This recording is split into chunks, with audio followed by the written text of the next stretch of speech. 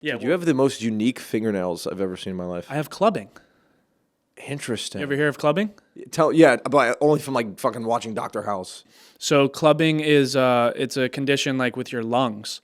So that's why like when you're freezing, the first thing to go is your extremities because it doesn't pump enough blood to your extremities. It stays in your organs. Dude, I saw every doctor under the sun. I did every test. The only thing that came back was low white blood cell count, which is the blood cells that fight infection. But I didn't have any infection, so they were like, this is weird. Came back 6 months later, back to normal. And they don't know why I have clubbing. All right, but you're still healthy. Still healthy. I go back like every 6 months, and they say I'm all good. So I hope so. Well, we got Dr. Zach on the podcast. I guess we could start there. Yeah, Dr. Zach. Sorry to hit on your fingernails, bro. I'm glad right. to hear that you're healthy. Thank you for doing this, man. Appreciate us being able to make this happen in New York. In New York, significantly colder than the last time we've been doing these. I know. How is it living in New York this time of year? Because that's like part of the reason why I moved away was like come like October, November, you're just miserable. If you're not pumping like enough vitamin D into your system, you're just like there's nothing exciting about the place. It's 4:00 and it's pitch black. It's brutal. Yeah. It's brutal. Yeah, I never understood. I never knew seasonal depression was real until I came back from college because I was always away for the winter. Come back for Christmas time, it's great, and then you go home. Go back to school. The past couple of years living in New York, wintertime, like you really don't want to leave the house. You wake up, it's pouring rain, it's cold, it's freezing, your car's freezing, like it's dark at 4 p.m. Like it's not, I see why, the winters are very tough for people in these, part of the Northeast. Yeah, dude, it's almost like this, I think part of it becomes like a part of your identity that you're almost obsessed with being depressed. You almost like it's amplified. Let me give you an example. My parents, for example. I've been working on, every time I come back, how I create more patience with them. But every time I come back, there's significantly more impatience. This is a major character flaw in myself, and I really want to figure this shit out. But then I come back in the winter, and it's like times 10. Because now it's not just, oh, I got this shit going on, and this guy's not doing this, and your brother's leaving me alone with work. And now it's like, it's cold as shit, too. It's dark. It's cold. It's like, are there any other things you want to complain about? Just keep bringing them on. Keep bringing them on. Oh, regardless, dude, how are you? How you doing? I'm doing good, bro. Yeah, just busy. A lot of work. What are you most excited about? I'm excited with 2026 for the podcast. I think we had a really strong finish to the year. We're starting the new year off strong. We have already filmed into 2026, which is really cool. And then we have a lot of plans. I think this last quarter was a lot of just testing and trying things out and pitching ideas to each other. And I think now we have like a direct plan of what we want to do in 2026, like with the podcast alone.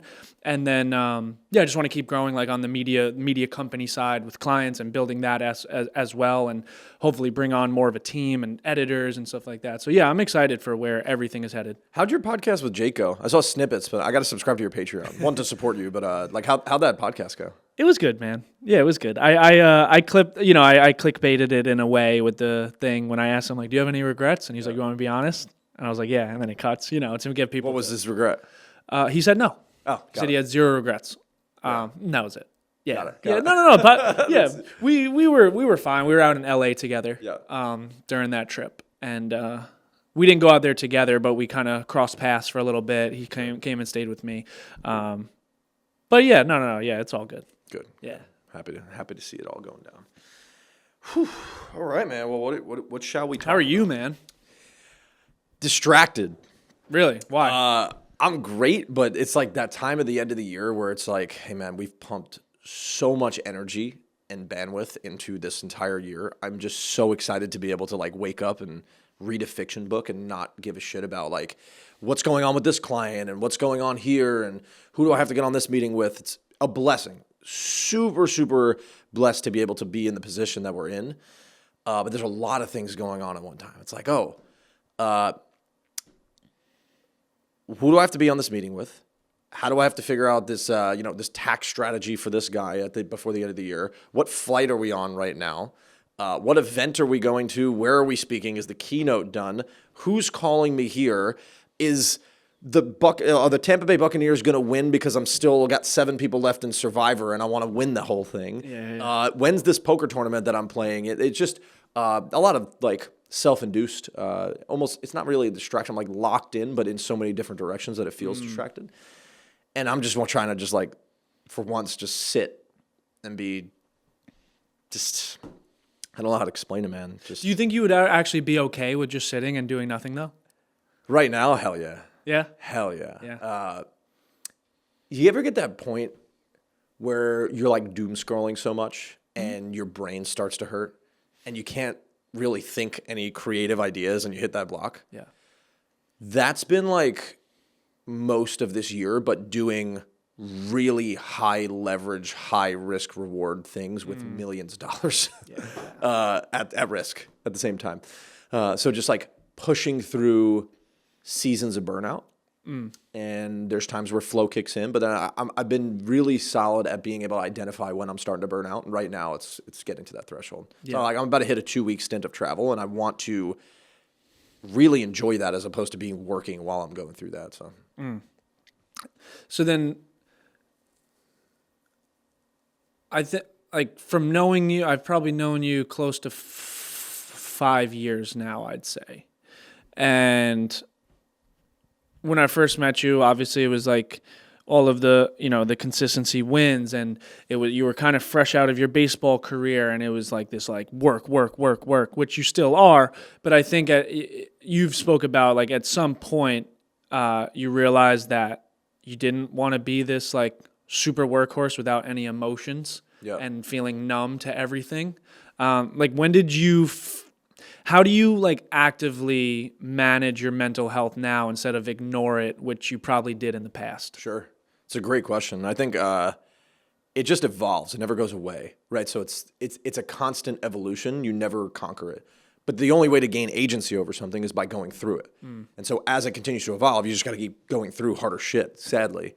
It's at least the only way I've been able to address it. So I think at this point, it really just comes down to checking in, having pit stops with good friends like this. I don't remember the last time I just called a friend just to talk of recent. I should probably start doing that just to be able to talk.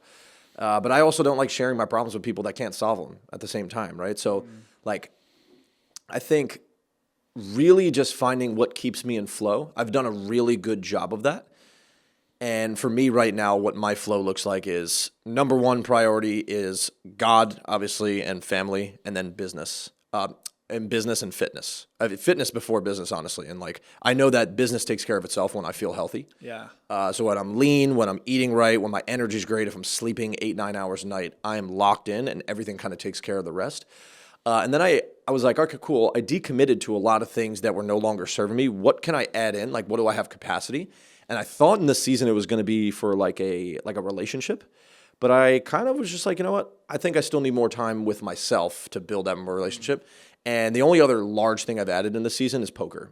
I've fully went like semi-pro in poker. I go and fucking all over the country to play in tournaments and everything, studying, hired a coach, doing all this stuff. And I love it because the tangential effects of studying poker has led to so many awesome things elsewhere in my life and career.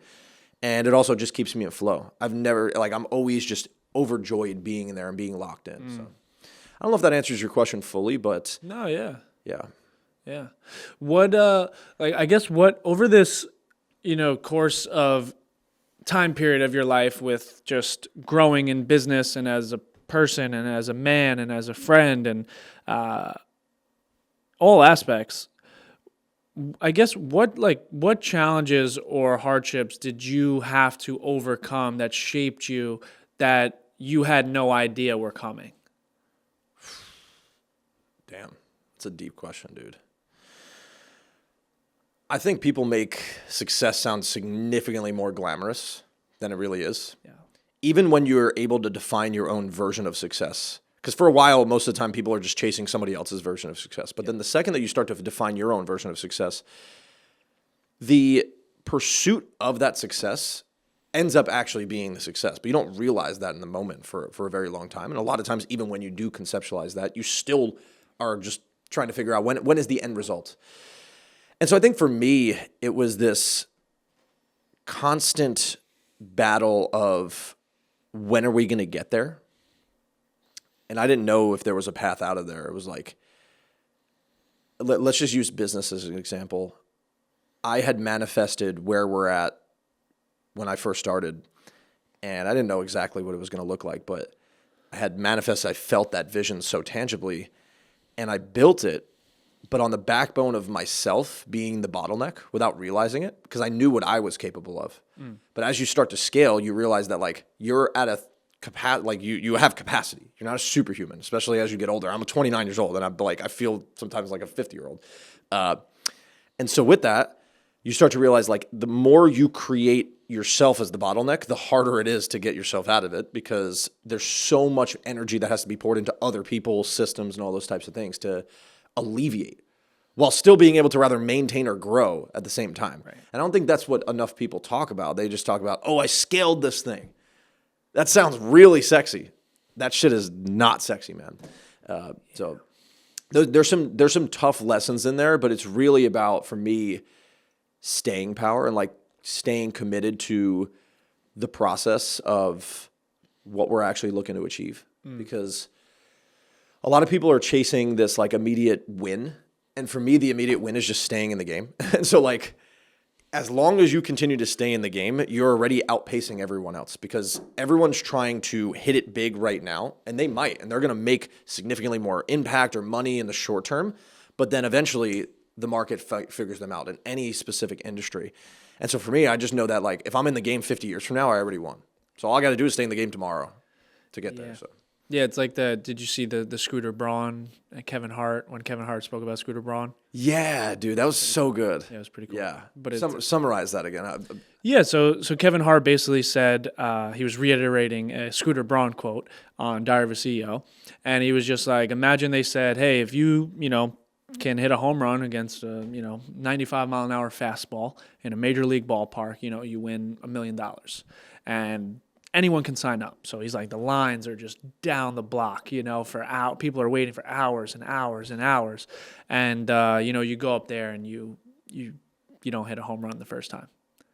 Most people either leave the line because the wait is too long, or once they fail and they strike out or they don't hit the home run, they just go back home. But he was like, the people that make it go back to the end of the line and they wait again until they get another chance to hit a home run. And he goes, as you wait on that line, you see the line gets shorter and shorter and shorter, and the wait becomes a less amount of time, because not many people are willing to endure what it takes to finally hit that home run. And that's like it's a huge part. Like I went on a virtual podcast the other day, and it was like the first time I like told my whole story with like basketball and all the things I did to get to, a mid-level of college basketball, like playing Division I junior college and NAIA. You know what I'm saying? Like all the things I did just to get there, and I kept going. And it made me actually just reflect and like at least gain a little, because I'm a little hard on myself, but like a little respect, because she was just like, oh my God, like, are you like, you serious? Like you did all of this, like the things I would do. And then hearing that, I was like, wow, like I'm still online, like I may have struck out the first time, but like I'm still online. And kind of like you just said, like as long as I'm still in the game, then I won. Yep. And I listened to that quote so many times. And when I found that quote, that clip, I was like, oh my gosh, this is great. Sent it out to a bunch of people. It's so good. But then what just hit me right now as you were talking is like the same thing goes for the winning circle too. Because the second that you do hit the home run, you now just give yourself the chance to hop in a new line and keep doing the same thing. The only thing that winning does is give you another opportunity to win. And I think most people, this is why I love sports so much, because you look at guys like Nick Saban, these mega, mega successful people, they get to that point and they're just like, all right, on to the next one. We earn the opportunity to go win another championship. Yeah. That doesn't mean that you don't get to enjoy it massively, but it's, success for the root of competitive greatness almost. And that's really what I'm in the game for, is this opportunity of competitive greatness, but not from a culture standpoint of I win and you lose. It's I win and we win. Yeah. So that's where I think I was talking to a friend, one of my best friends growing up, And we were just talking about how like New York is a whole different breed. Like growing up in Long Island, New York is just, or just New York in general, is a whole different breed of human. You beat to a different drum. Like, you know how you ever know like a metronome and like it goes like this? Mm-hmm. Our metronome in Long Island is like really freaking fast. And so it gives you a competitive edge in business, productivity, pretty much anything in your life. Also comes with its own set of problems. And I think there's a challenge with the New York, especially in the city culture, because it's competitiveness at all costs, which is typically I win and you lose. It's how do I win and be the best? I still want to be the best, and I still want to beat the competition, but that doesn't mean I want to do it at the cost of you losing. I want us both to win at the same time. That's the little minute difference that that at least I believe that the game's about. So yeah, it's very cutthroat. It's very cutthroat. Yeah. But I mean, it's a blessing in disguise. Like when you grow up in that, because then you can take that mentality and bring it to Tampa or wherever wherever anyone goes, and you have that edge, but then you can twist it to what, like you just said, like I still want other people to win. Like I don't need to try to screw everyone over or make sure everyone else feels like inferior to me because I won and you lost. You don't need to do that. But if you have that edge, it's a tool, that you can use. And I've seen it, just like at least down south. I live down south in Alabama, Louisiana, Texas, the Virgin Islands, and a lot of my teammates were from down south, and little different. Just the mindsets, the way that they were raised, even just like the pace that we work. Like we're like, yo, get shit done. Down there, it's like things get done whenever they feel like it. And I don't know which one's right. I feel like a combination of both in different certain scenarios are right, but like I sometimes can't conceptualize the fact. With my business partner that I spend my entire life with, like there's probably no one in my life that I spend more time with than Landon right now in this exact season. And we can pretty much finish each other's sentences at this point, but we're still running a different like mental operating system. Yeah. And it's a beautiful thing because we were able to come together of like, I'm mega urgency. He's a little bit more laid back with some urgency, but definitely more laid back. And we kind of meet in the middle to where we're pretty damn speedy about the right things, but we don't rush into decisions anymore, if that makes sense. Yeah. No. And I think when you, at least for men, when you're living in that kind of just like chaotic, I have to win, I have to, I said I was going to do this thing, I have to prove everyone wrong, or I have to win, and we make these promises, it's tolling, right? It's taxing on our physically, spiritually, and especially mentally. Why do you think so many men struggle to talk about their mental health or their problems, and they don't want to be vulnerable? I think there's a lot of power that you lose when you let shame win. And what I mean by that is that a lot of us think that holding all of this feeling in is strength, but the only thing you're accumulating is more shame. And the only way, like I said earlier, that we gain agency over something is by going through it. And the only way that I can gain agency over shame is by letting it out. I let those demons out by speaking them out because nothing's actually as serious as I feel like it is in my own world, right? Because the second that I let it out, I actually give other people the opportunity to let it out themselves. So by me freeing myself, I'm freeing others at the same exact time.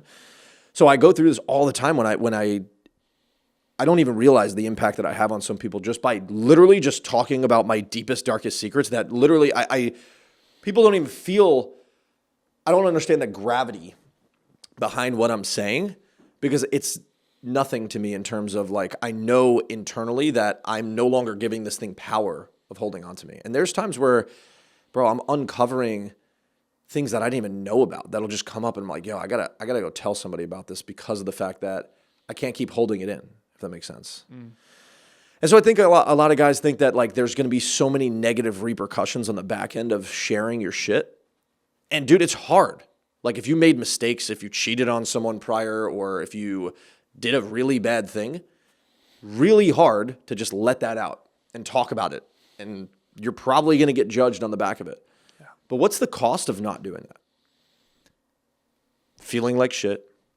Literally making yourself sick because your body is becoming sick by holding a lot of this toxicity in. Yeah. And you're not able to show up the right way for people. Yeah. And so as hard as it is, I think the other side of it is living even harder by carrying a lot of it. So, yeah. Yeah, I think that's where that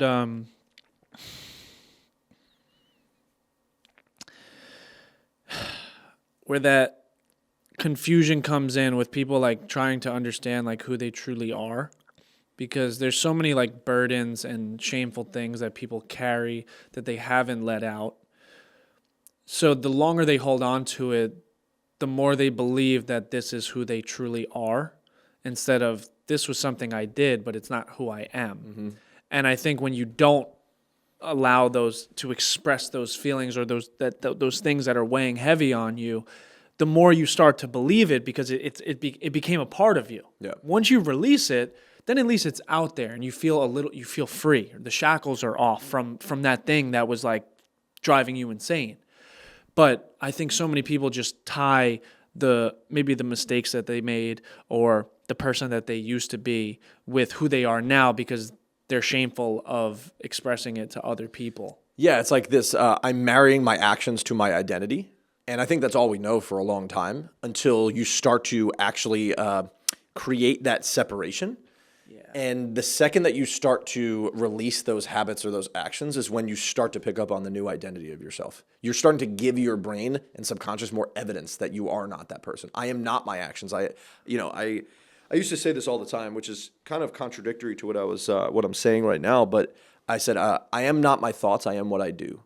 And so I used to judge myself and my identity based off of my thoughts, because I thought like, oh, if this is coming in, then I am just a sick human. I'm just a terrible person because I'm thinking these horrible, intrusive thoughts.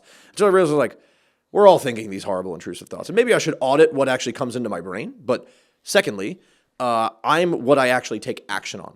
Because I can't, I'm not going to make a negative impact on someone because I thought about something. I'm going to make a negative impact on someone by hurting them physically or with words or stuff like that. Yeah. So that was an initial like manifestation or affirmation that I started to chant that really kind of freed myself from some of those shackles. Yeah. Yeah, it's hard. It's when like you identify your self-worth and your self-love in either in something, in most things external. Yep. I think that's where a lot of people go wrong. They and I'm a victim of it too. We all are, man.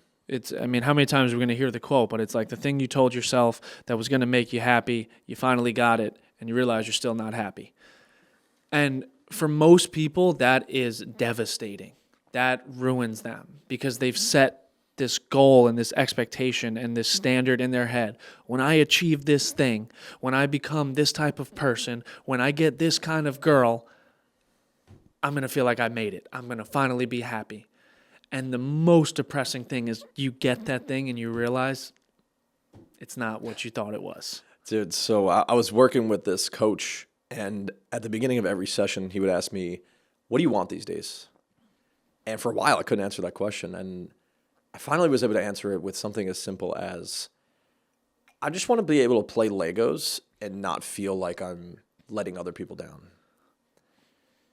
I love Legos, by the way. But it hit me so much that like that was truly what brought me peace, was literally being able to play Legos with my grandfather and build cool shit and stay in flow and just have fun like a child again, without wondering if I have to be on this call or I have to answer this email. And I used to think that what I really wanted was what I'm doing right now, which is, we funded 7 films this month. We're executive producing these things. We're, getting a lot of people saving money in taxes. We just took on a billionaire client, like all these cool things. Awesome. I love it. I love what I do, and we're grateful for it. But all it is an opportunity for me to achieve the opportunity to play Legos and hang out with my grandfather. And I don't know any other way to understand that and like feel that in your heart without having gone through the negative side of it. If you can figure it out by like listening to this podcast and not having to go through it yourself, great, you won. But I think for men, we all have to put our proverbial like hand on the stove and realize like, okay, I wanted to like figure out what success and happiness was to me, but I typically do it through external validation. I realize that's not the one, that's not the playbook that I want to run. And now I'm going to optimize my life in this direction after I hurt myself. Growth really just comes through that pain. Yeah, it's something that I've felt for a while, where And I don't know, like even like today, like I went out to brunch like with my family, and then we were like walking around Northport Village, and I don't know, like for most of it I was present, but then there was times where I'm like, I should probably just go to the studio and set up so like it's ready to go when Antonio gets in here, and then I'm thinking like, all right, well what do I have to do after that? Like, and bro, like I'm there with like with my stepmom and her kids, and then my stepbrother's daughter who's 18 months old, and then my dad, and like I don't know if I've ever been to brunch with all of them at once ever in my entire life. Yeah. And I know I'm still like, but I'm like, I'm going through both of these thought patterns, but I'm also judging myself at the same time for the one like, yo, you got to get shit done, and then the other one like, yo, just be happy with where you are and be present and enjoy the time with your family. And then I felt that this week, like I was telling you, with my dog who's like probably on her way out right now. I spent 8 hours with her the other day. Like, I just laid there with her on the floor and set up a pillow and just laid with my dog for 8 hours. I've never done that in my life. Like when they told me she was going to die, like I sat in my room and cried, and I was like I wish I walked her more. I wish every time I left the house, like I wish I said goodbye to her and gave her a treat, or, I wish I just went out in the yard and threw a ball to her more. But everything I had was so important. But now when her life is on the line and the doctors say she's going to die in a couple days, I want to cry. Mm-hmm. And like you said, the only way to go through it is put your hand on the stove. Now I have to like lose my dog with the regret of like, damn, I wish I spent more time with her. Yep. And it's like, it's this thing where you just want to play Legos, but it takes that work to get there. But it's so hard because in both, at least for me, I'm always unpresent. When I'm laying with the dog, I'm like, yeah, this is beautiful. And like, I love my dog, but like, you got shit to do. And then when I'm nonstop work, have nothing, like I can't think about anything else that's peaceful. I'm like, dude, you got to like be present and enjoy time with your loved ones. And it's this tug of war between the two that I'm still battling with. And I know a lot of people are. Yeah. And I don't know if there is a perfect solution to it. No. Right? Like I think we're chasing this like magic crystal ball. It's like, all right, cool. I mean, go follow Buddha and like, if you could reach Jesus level consciousness, maybe. But I think that's just the struggle of being human, man. That is ultimately what it's all about, right? But the question I guess I have on that backbone is like, how do you consistently put that into perspective of realizing like, I have this regret of wishing I walked my dog more, or wish I called my mom one more time, knowing that we can die at any moment, but then also managing the dichotomy of knowing that like we still got to get shit done. So it's like, I want to be a go-getter and put a ton of focus and energy in all these different things, but I know that like I could die or my family could die at any moment. I need to be spending all the time I can with them. I think we forget how quick it is to like send a text message or make a phone call. I think we convince ourselves that we're so busy and we have so much going on that we can't reach out. Or I can't go and pet my dog before I leave the house. Mm-hmm. Or I can't take her on a 10-minute walk that would make her day, because I have shit to do. Like, how selfish are we so often that it's like, I have shit going on. Like, I don't have time for this. No, we do have time for this. But you make time for the things that you truly care about. And if you truly care about it, before you go because usually that thought comes in your head, right? Should I text this person right now? Should I make this call? Should I walk my dog? Should I say hello to this person? Should I just stop in and give them 5 minutes? No, I don't have time. I gotta get shit done, But you had the thought.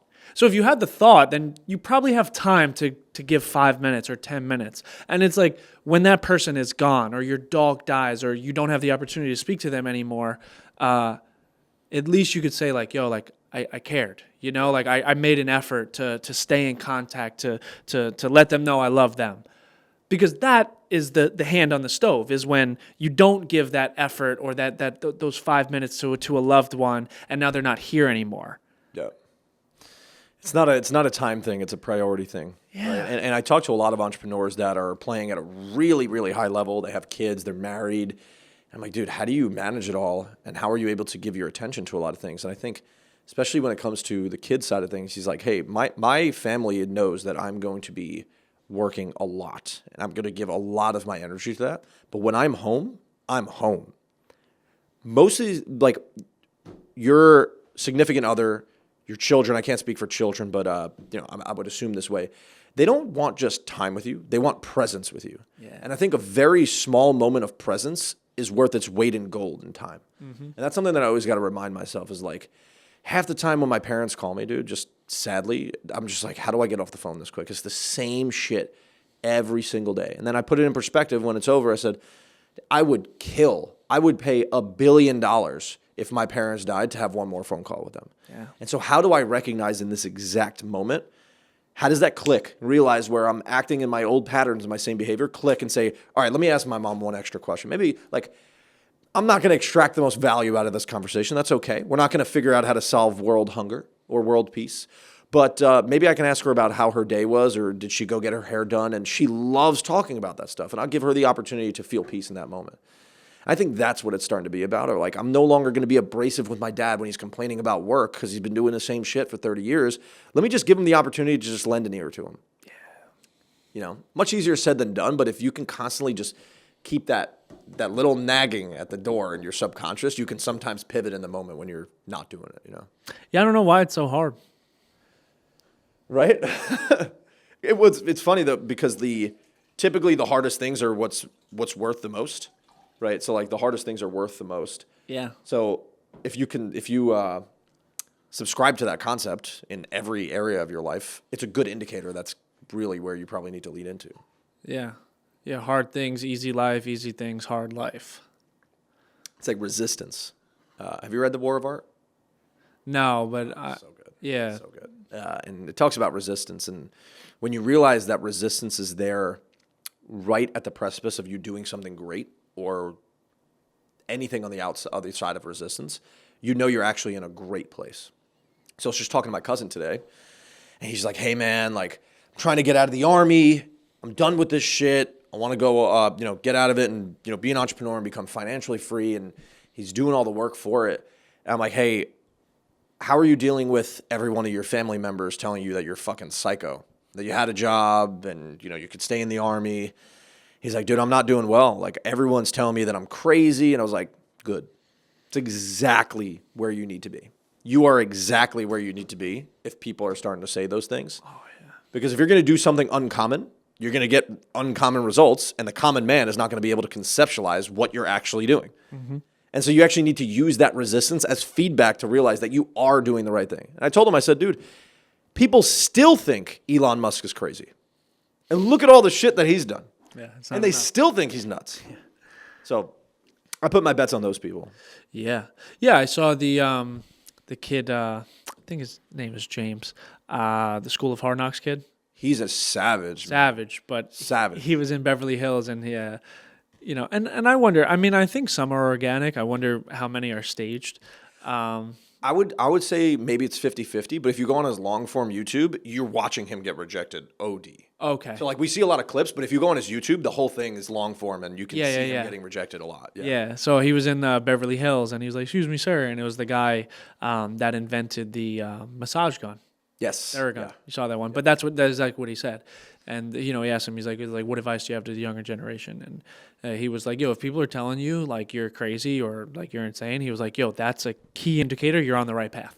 Yep. He was like, because people aren't, like, majority of people aren't going to understand the way that your mind works. Because, like, look at it, right? That guy, he was a chiropractor. Right, and he was a successful motorcycle accident. Yeah, and he was building a successful chiropractic. And let's say you're building a successful chiropractor practice, and you're making a couple $1 million a year. From the outside looking in, everyone's like, dude, you're crushing it.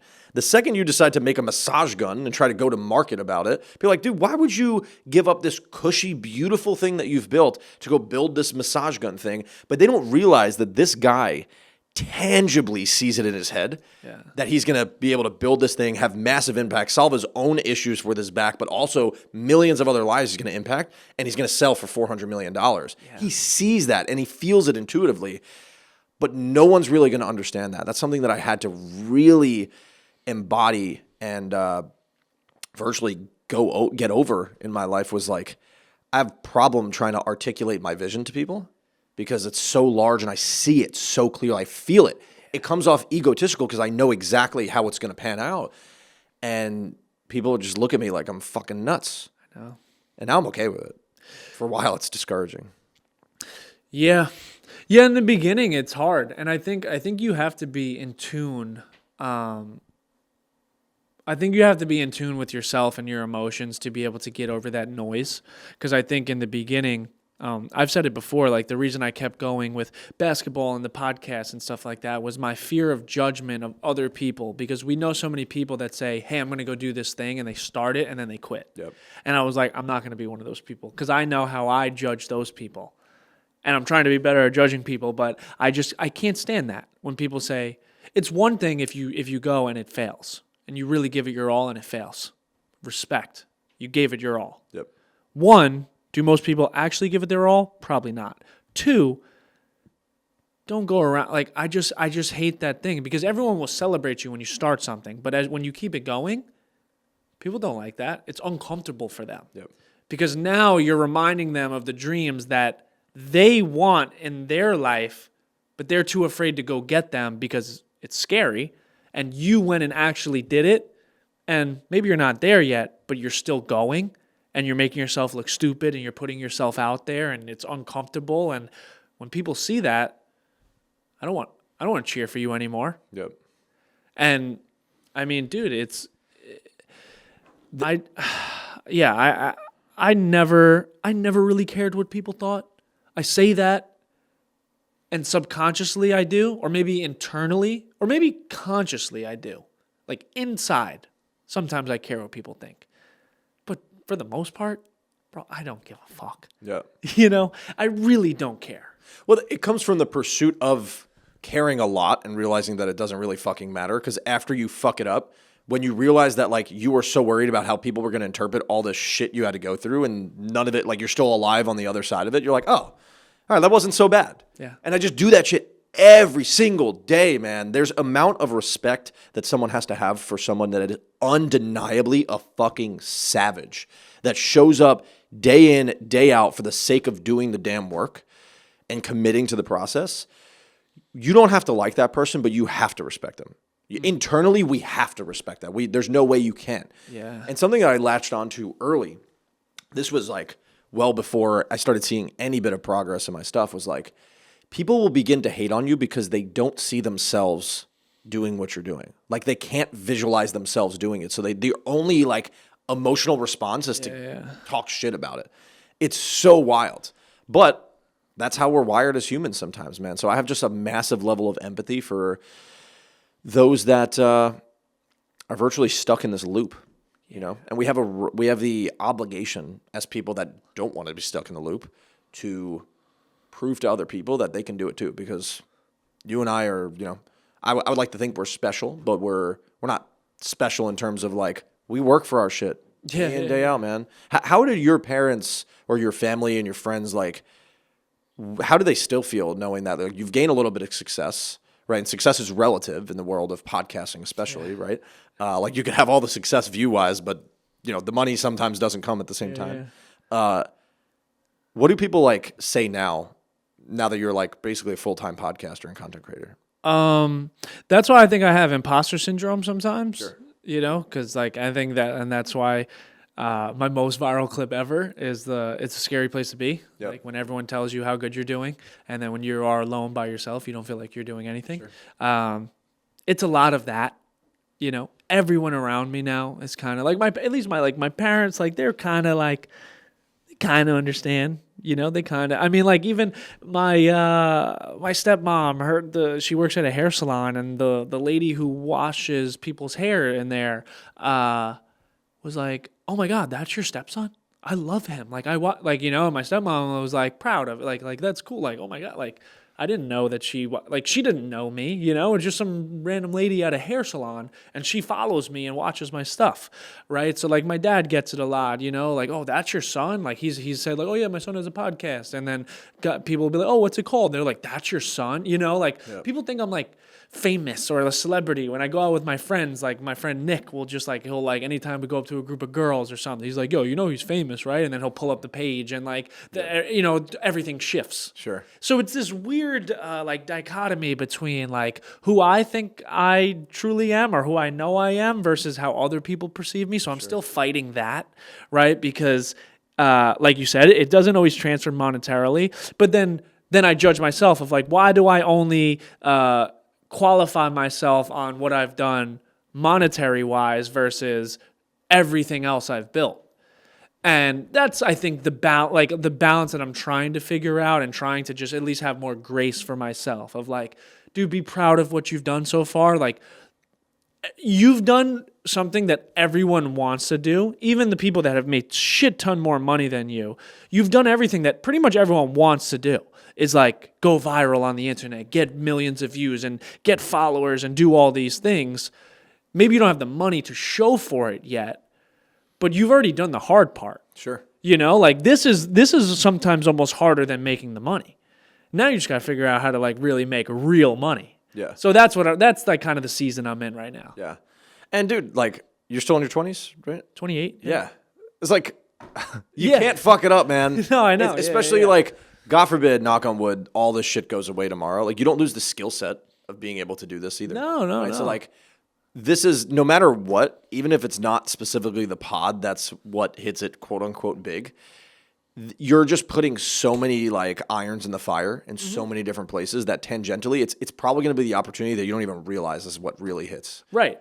Yeah. Monetarily, at least. Yeah, no, it's opened so many doors for me. That's why, I mean, dude, I love it. You know, I still love it, you know, like, of course, it's a roller coaster. It's up and down. You have your doubts, your regrets. Yep. Is this even worth it? Like, should I, you know, but it's like, it's all just chatter. It's like, this is what I'm doing now. You know what I'm saying? And like, I'm not going to quit. So like, yeah, I'm totally happy with everything. And I'm very excited because I do think I'm at like the bottom of a bell curve.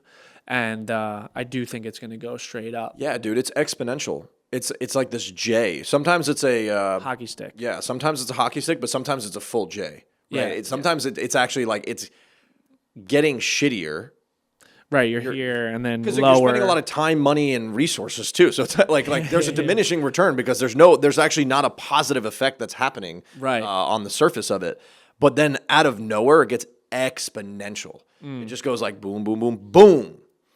And it's probably in a lane that you don't even realize half the time. It's like I was telling my cousin on that same call today, I said, you know, hey, I feel like you're getting married to a lot of these things having to happen. Like, we know a kid that he has a lot of potential, but he's like, he marries himself to a couple opportunities that if they hit, they're going to go huge. But if they don't, he's going to be at zero. And in the industry we play in, like, you need a lot of irons in the fire because a lot of them aren't going to hit, right? So I realized, I said, hey, it's usually like the thing that's going to take you to the next level is usually not the thing you expect. It's like your brother's mom's aunt's goldfish's brother's dog's dog walker. That is the opportunity where you actually start to make magic. And I think a lot of people are trying to hold on because they're desperate. They feel desperate. And so you're giving so much power to that thing by feeling so desperate that it actually repels. It repels itself. There's times where you can almost command it, but you need to come from a position of force as a creator of it, not from a desperation. Yeah. Almost. Tough. Yeah, Not easy. it's like with a girl. Yep. The more you chase, the more that you give them effort and attention and let them know that you really like them and you want to be in their life, the farther you push them away. Sure. The moment you pull back, the moment you're just like, oh, like, you're going to give me one word answers, or I said, let me know when you're available and you didn't, I'm going to pull back. They're like, wait, he doesn't like me anymore. And then you start to attract them. So it's this healthy balance between the two where it's like, you can't force something to work, or you can't try so hard because the moment you need something to work, it won't work. Yep. You know how I've been able to actually force things to happen in my life? I give them away before I even have them. It's like the only way that I've known. I spoke for about 100 people the other day, and I was talking about like money and all these types of things. And I said, hey, here's the secret. I had just one slide that said the secret, ... And I built up a lot of suspense. And then I said, you guys are not going to want me to share this because this is not something you want to hear. If you want to make exponential amounts of money, the secret is to give most of it away. And I've just subscribed to the fact that the more you give, like before you have something, give it away. and it'll come back to you. Help somebody else achieve it. And so strategically, that has put me in so many rooms. And at times I'm giving way more than I can. Like sometimes I'm putting myself in a tight spot, but I just know I have this radical amount of faith.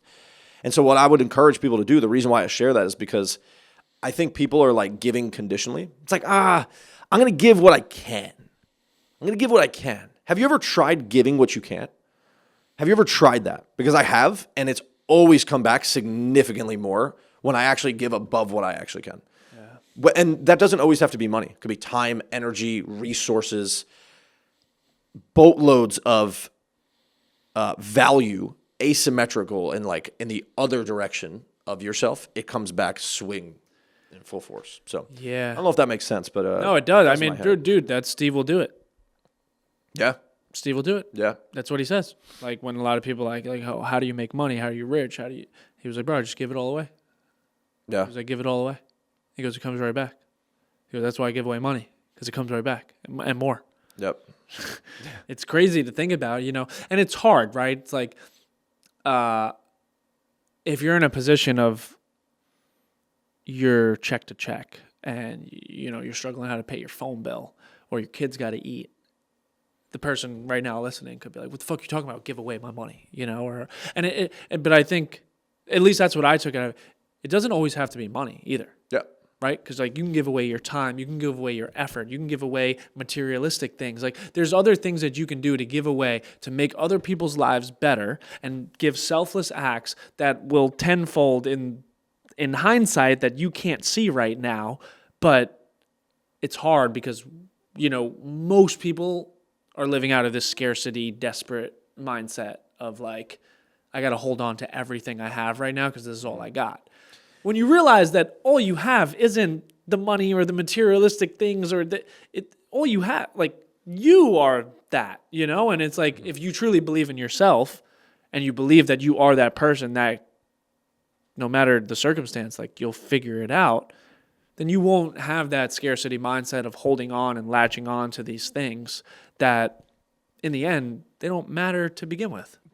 Well said, man. And even to be direct, you had mentioned like, because I couldn't agree more with all the prefaces that you were saying, but then also on the money side, if somebody's living paycheck to paycheck stuff, how many times have you seen the videos of the guy that he's like asking people for money? He like asks homeless people for money, knowing they don't have it. And when the homeless person gives them money, he ends up giving them hundreds of thousands of dollars and stuff. So like, one, I believe that's a real guy. Like that guy's not like, he's not Zach, staging. he's this from stuff. Canada. Yeah, like MD Zach Motivator or whatever his name MD is. Motivator, yeah, he's from Canada. Awesome, yeah, great guy. Awesome dude. Great guy.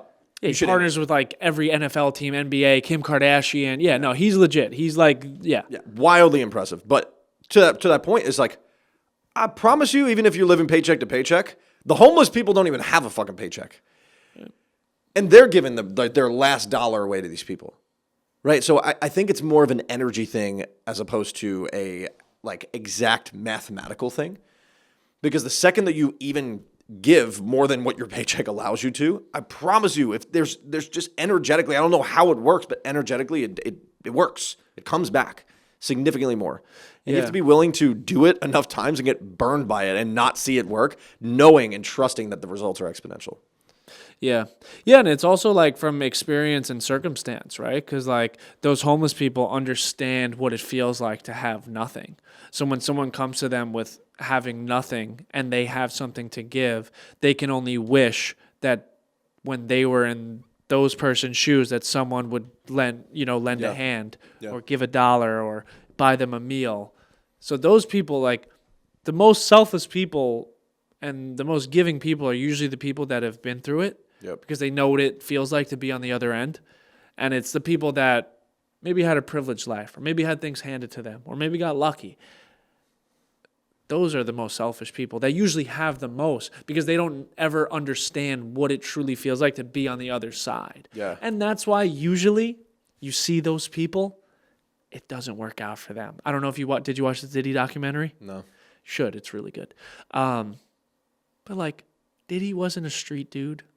Diddy went to like Mount St. Michael's private school. Yeah, his dad wasn't around, but his mom did everything to put him in private school. You look at his high school pictures. I mean, dude, he's around all white kids at a private school, and he's talking about, and then he tries to live this Harlem and New York. It's like, bro, you didn't grow up really in the streets of New York. Sure. Let's call it that. But, and I'm not saying he got everything handed to him. The guy's crazy. He worked his ass off to get there. But when you are this like egotistical, self-driven maniac of like me, I need everything to work for me. I'm the man. I'm gonna make it. It doesn't work out. And you see his downfall now. And on the surface, it'll work out for a while, right? I mean, it worked did. out for him for 20 plus years, right? 20, 25 years. But the biggest in the world. It'll always catch up to you. Always, man. And even if it doesn't catch up to you in this world, it'll catch up to you in the next, I promise. And I think to what you're saying, dude, it might be a trauma response on my end where I'm like overcompensating on the giving side of things because I'd never touched rock bottom in my life, et cetera. And so I'm almost just like, how do I step into someone that's been there and realize that like I have this blessing from God, this gift of being able to create and essentially I don't take it for granted, but like reverse engineer any outcome that I ever want. And I'm not married to if it fails or not. And so like I'm just never going to stop. So that's the only reason why I know how to win, because I'm never going to fucking stop. Whether that's a screw loose in my head or not, I don't care. I love it. I'm grateful for it. I know that no matter how much I give, it'll come back significantly more. And so it's almost like this trauma response of knowing that like I didn't come from nothing and I don't have to do this, which makes me want to do it 10 times more, if that makes sense. No, absolutely. Yeah, and I think that comes from being self-aware, emotionally available, like at least within yourself. And I think that's another thing that a lot of men struggle with is or like how in tune they are with themselves. And I think how a man can judge himself is how in tune he is with himself. And that usually reflects on how he treats other people. If you aren't, like, most people talk to themselves worse than they would ever talk to anyone else. Like, I would never talk to someone the way I talk to myself. And sure, that's being emotionally available internally, but how you truly feel about yourself is usually how it is expressed externally. Mm-hmm. In your opinion, how do you think emotionally unavailable men cope with what they're actually going through? Do you ever think that they know that they're actually emotionally unavailable? I'd hope so. I did. But I don't... This is tough, man. Because I operate in my head inside of a world as if everyone has consumed the same information that I have. Yeah. And I take it for granted, the amount of experience and the amount of conversations, the amount of podcasts I listen to, the amount of books I've read. And so to answer your question direct, I don't think they do, dude. Yeah. I think a lot of people are living this numb life, not because they want to, but because it's all they know. And they haven't been willing to consume enough information and actually embody it. Maybe they heard about it, but it never lands because you're not willing to go through the shit. So it's like, imagine, like, have you ever read a book that was like a really good conceptual book, but it never fully made sense to you? Like, I used to read books about leadership and all these types of things, and it was always really good foundational principles, but it never really clicked because I was never putting myself in situations to where it clicked. I'm a learn through application type of guy, right? So like, usually the way I learn the best is I do something, I fuck it up, I learn about it, and then I get better at it. So I don't like to like learn through just theory, right? I don't think enough people are willing to say, hey, there's this information that I don't know. Maybe I heard about it or read about it. Let me go put myself in an uncomfortable situation so I can actually learn through it. And so to answer your question directly, like I said, I don't think men at scale, the majority of men even understand that they're emotionally unavailable. Yeah. Yeah, it usually takes something going wrong in your life for you to finally like dig deep into that part of you that you didn't even know that you needed to. Yeah. And it doesn't always have to be this massive catalyst. It could be a subtle thing, and I would encourage people to look for the little subtleties where God or whoever, let's just call it God. I don't even want to call it the universe anymore. God is knocking on the door for you, giving you an appointment. Show up one time for me, man. Just show up one time for me. And it doesn't have to be this radical, this person died or this bad thing happened to me. It could come in the smallest form of something. But I would encourage everyone to give themselves an opportunity to just like think introspectively for a second. Much easier said than done, because a lot of times I feel like I'm living on autopilot, even after I've read all the books and embodied all the things and did all the therapy and did all this shit. But there's this level actually of envy that I have for people that haven't gone down this path yet. Because do you remember when you were first getting into personal development? Like, for me at least, everything was new. And so it was like this massive unlock and download every single day. Like, I was just obtaining some light bulb moment every fucking day. Yeah. And now it's like, oh, I've heard that shit 19,000 times on different clips on TikTok. Yeah. So it's like there's this warped reality that I think guys like ourselves live in, especially as podcasters, because we're constantly consuming information and a lot of it's abundant in our face. We take it for granted how little people are actually consuming the same information. Yeah. How has relationships forced you to confront parts of yourself that you've been trying to avoid for so long? What types of relationships? Like Any. Romantic or friendships? Yeah. I think I've had enough testing in relationships in my life to realize that like the ones I'm not vulnerable with and the ones that I'm not truly my authentic self with just will never work. I'm not excited about it. They feel the energy. And especially now, like the people that I'm around, they're energetically aware.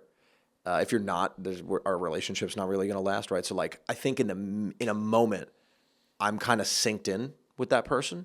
And so, yeah, I think just it's really forced me to just get what I call like getting naked with people and just being able to be my full self. And I know when I'm feeling my full self. I'm saying different things. I'm acting a different way. Like I'm truly full out. Like I'm like this dancing jubilee type of guy. And there's seasons of my life where maybe I'm not like that, but the right people in my life that I've built the right relationships, they pick me up in those times, you know? And I think it's sometimes we get latched on to like these movie type moments where like you're having a cigar with your boy and they're like, hey man, like, you good? What's up? I haven't had one of those conversations in a damn long time, but I still know energetically that my boys are there for me. My romantic relationships are there for me. And like, I don't think I need as many of those moments because I'm willing to share so many things throughout that I don't really keep many things bottled in anymore. Does that make sense? Yeah. So then if that's how you carry yourself now, which in the past maybe you didn't, how would you define masculinity now? I don't think I'm qualified to answer that question. But I think masculinity, I mean, it has so many layers to it, right? In context of a relationship, I think it's part of it's being a leader. And part of being a leader, we could just keep going, breaking down, right? So like being a leader, vulnerable, leading from behind, right? Like leading from the front, I'm sorry. Leading through example. How do you show up as your best self? Part of it's being selfish. But when I say selfish so that I can be selfless. Because I want to pour from a cup from overflow, not from, being able to charge my battery up to 50% and then dump it into somebody else's. That's actually selfish because you're never giving your best self to people. And so being a man's really fucking hard because for a long time we've been conditioned, especially from the Northeast, that like you don't share your shit, you just keep going. You shut the fuck up and you keep going. And I think being a real man is you keep going, you keep fucking going, but you share your shit. You show people that there is an opportunity to feel these emotions and keep going at the same time. That doesn't mean stop going. That means share with what you're going through and keep going. So to me, that's what masculinity means is like let me put it this way. Real masculinity is giving yourself the opportunity to embrace your feminine side as well. Because we have both. And the feminine side is more about the feelings. The masculine side is more about this rah-rah thing. And I think the second that you're willing to tap into both is where you start to create a superpower and people want to be around you. You become magnetic and you start to influence the people around you. Yeah. Yeah, no. The first thing you said, I think, is vulnerability. I think being able to share and allow other people to know that it's okay to feel like this is like the most masculine thing you can do, you know? Because you always see those rah-rah guys that don't open up like that. Externally, they look pretty masculine or they seem pretty masculine, but when adversity hits, they usually can't, withhold the storm. Yep. You see them break. And that's usually when you truly find out like who a man is, like when adversity hits. And an integrated man, somebody who's actually been through that, like you could see that from a mile away, right? And that's been such a superpower for myself in business to be able to like identify that, because you can identify who you want to do business with or not. So yeah, I mean, it's just the process of becoming an integrated man. I mean, listening to Dr. Glover's podcast is probably like the best way to define it, to be honest with you. So good. Yeah. So good. Have you ever sabotaged something really good in your life from the fear of being hurt? Damn. How the fuck you come up with these questions, bro? Have I ever sabotaged something good in my life for the fear of being hurt? All the fucking time? Twice on Sunday?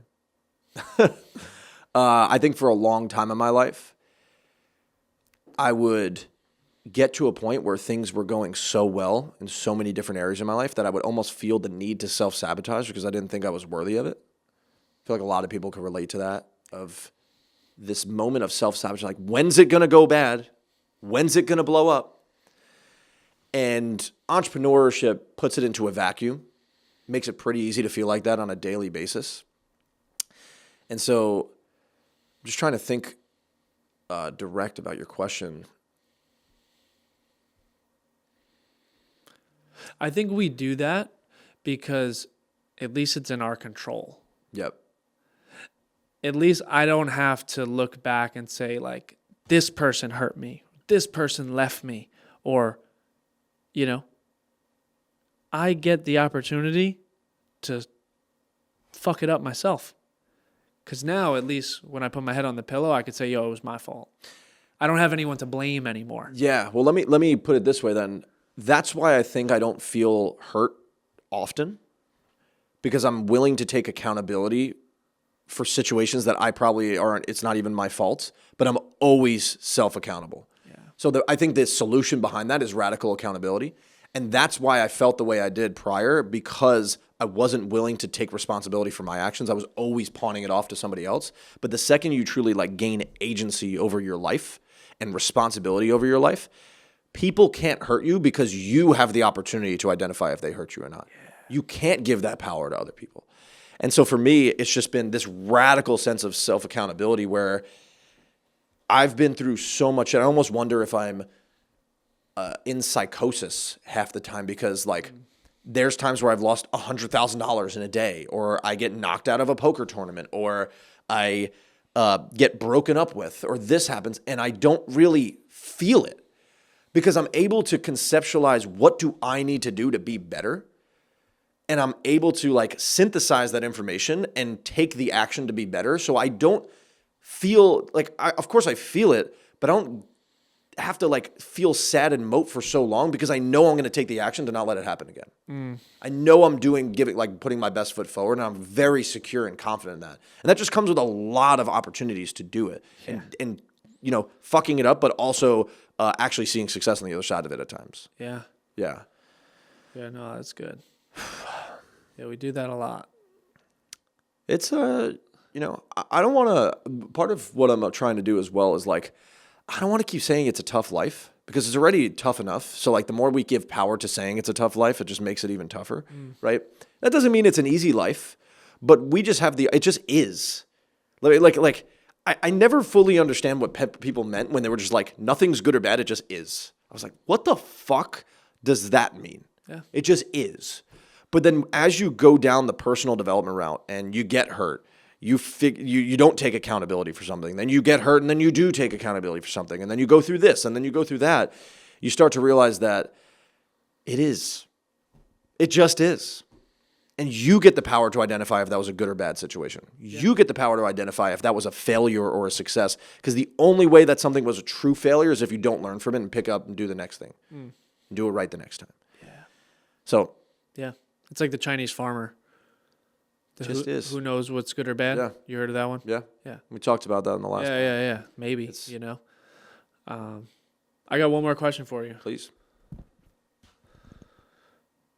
I got to ask this. I asked Dr. John Deloney this as well. He said it was really good. What's the biggest lie you've told yourself that isn't true?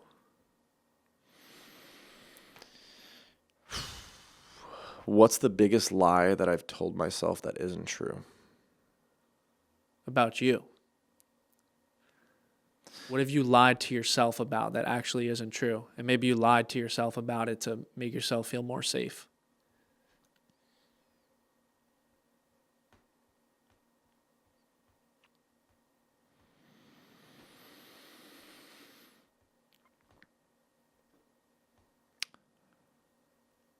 When I get there, I'll be happy. I think that's a huge lie that I've told myself for a very long time, that I think I willingly put myself through suffering for no reason other than I thought that was what I needed to do. Yeah. And I kept saying, when I get this, it'll work. When this happens, that'll work. And I think when you subscribe to that for long enough and it doesn't serve you for so long, you finally get it and it doesn't work. In any microcosm possible, it doesn't have to just be this grand goal that you have.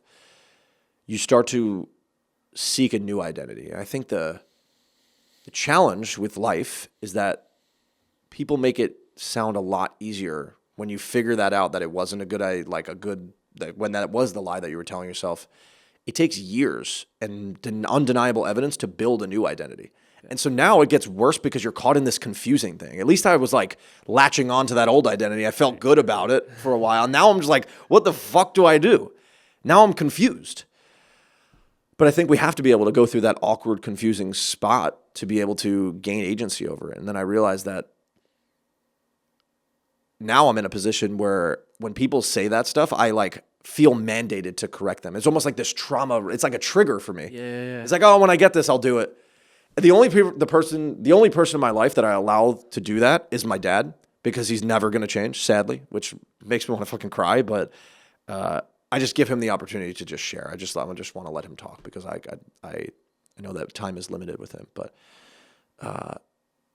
that's probably the most frustrated I get when I'm around people, is because I've been there. I'm like, yo, stop that shit right now. Yeah. I want what's best for you. Stop telling that. It's a lie. Yeah. So, sorry to ramble, but no, that was great. This is good, man. Yeah, thank you for bringing the energy. I'm going through a little bit of burnout right now, so thank you for, leading this on my channel. No, bro, I love doing this. Dude, what I do, man. You've been a fucking godsend to us, man. Everyone that I talk to that looks at our page is like, dude, you guys are so impressive. What you guys are doing is insane. Couldn't be more grateful for our team. And things really started to take off when we implemented you, even just from the standpoint of the camera shot. We run a professional podcast, and it looks great, and it's starting to really impact people's lives. So I'm grateful for you, bro. Yeah, I'm grateful for you, man, for the opportunity. It's dope, Yeah. It's fun. It's fun. Like I haven't felt this way in a while, because like mine is like it's pretty established. I'm still like trying to grow, but it's like that those beginning stages of watching it grow and getting those first million clip and the 2 million clip and the 3 million clip and a 4 million clip, and then the TikTok making money for the first time, and like there's all these like cool like first things that I'm like experiencing again. Externally, but like still in it, but like it's not mine, but it's like I was a part of it. It's cool to watch it, and like it's fun, because then it takes me back to like, damn, I remember like when we hit 10K, when we hit 20K, when we got our first million likes. Like, it's dope. So I'm like, I'm happy you're getting to see this because it's well deserved. Yeah, I appreciate that, man. It makes you sometimes, and I don't know, for me, it sometimes want to go back to the initial stages, right? Like I had this moment in my other business, so I was a little bit more desensitized to it, but I'm so excited for Bobby specifically, because you had your moment to go through this, right? Sure. And this is Bobby. I love you so much, bro, if you're listening to this. Watching him go through, like, I feel the excitement, and I'm just really excited for our team and what we're going to do here, man. And dope, the community we're going to build and the amazing lives we're going to change, dude. It's going to be awesome. That's what keeps me going, because there's a lot of times where we're like, all right, we got to do a pod, and I just don't want to do it. There's so many, a million other things. Like, I'm sure you feel the same way. It's just, sometimes it feels like a chore. Other times it's the coolest fucking thing in the world. But every time on the back end of it, you're like, damn, you'll never regret doing it. It's like a workout. You know? Yeah. It's like going to the gym. I don't love going to the gym, but I love the result on the back end of it. So you always feel good after you get out of a pod, unless it's an absolute shit pod and you didn't want to do it, go into it. But then you judge yourself because you're like, damn, was this a shit pod? Because I went into this with the mindset that I didn't want to do this. Yep. So that's why, like, sometimes, like, man, you just got to be grateful for the opportunity to sit down and speak with someone that you don't know, or maybe you do know, and you never know what's going to come out of it. Maybe you get your most viral clip ever, and Dwayne The Rock Johnson sees it, and he DMs you, and he's like, you know what? I really like what they're doing here. I want to cut. You know, that's a real thing, dude. And it's an investment. And what's crazy is that specifically on this show, the pods that I didn't think were going to do the best did the best. Yep.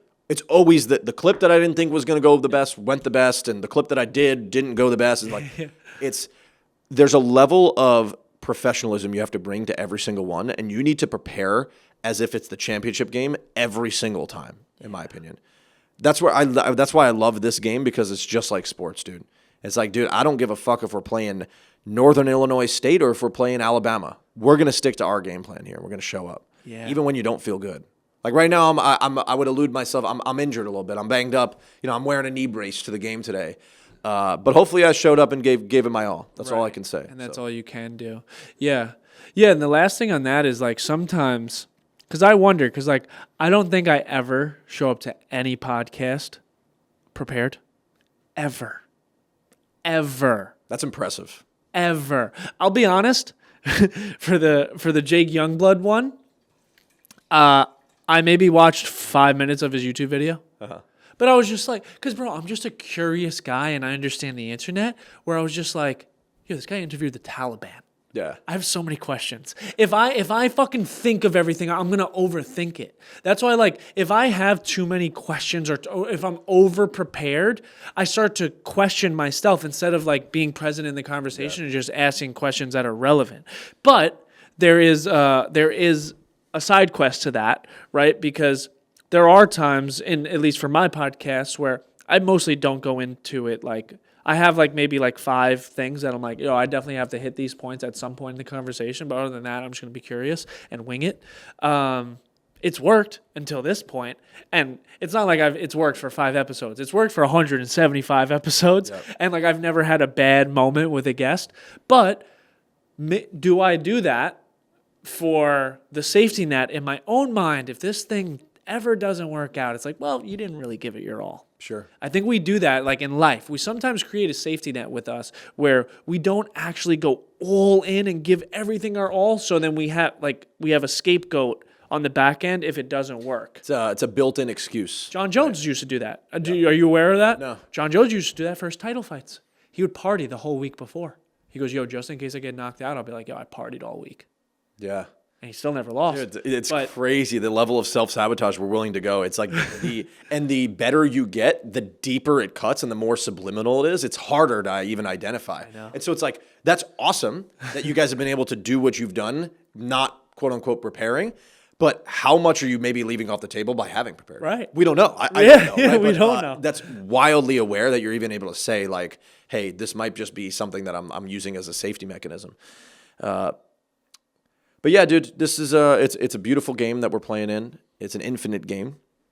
And I actually, just last thing to wrap up tactically, which is why I love the dual approach of when I have a good interview, I like having 2 people on because I come in, I'm like, I overcompensate on being over-prepared. But then when I over-prepare, when I'm doing my preparation, I'm trying to identify out of all these podcasts this person's ever done, what are the questions that no one's asked them? Right. So I'm still coming in curious because I'm not trying to ask the same shit. Exactly. But then I love having someone who's like my color commentator that doesn't know shit. Yeah. Because there's a lot of power in hearing something for the first time and having that genuine like, oh shit, you did that? Like you have your first initial response to it. Yep. And so, yeah, we got to do more pods together. Yeah, too. bro. I got to get back down to Tampa. You should just move down, bro. I know. I love you, man. Love you Appreciate too, you, bro. brother. Thank you.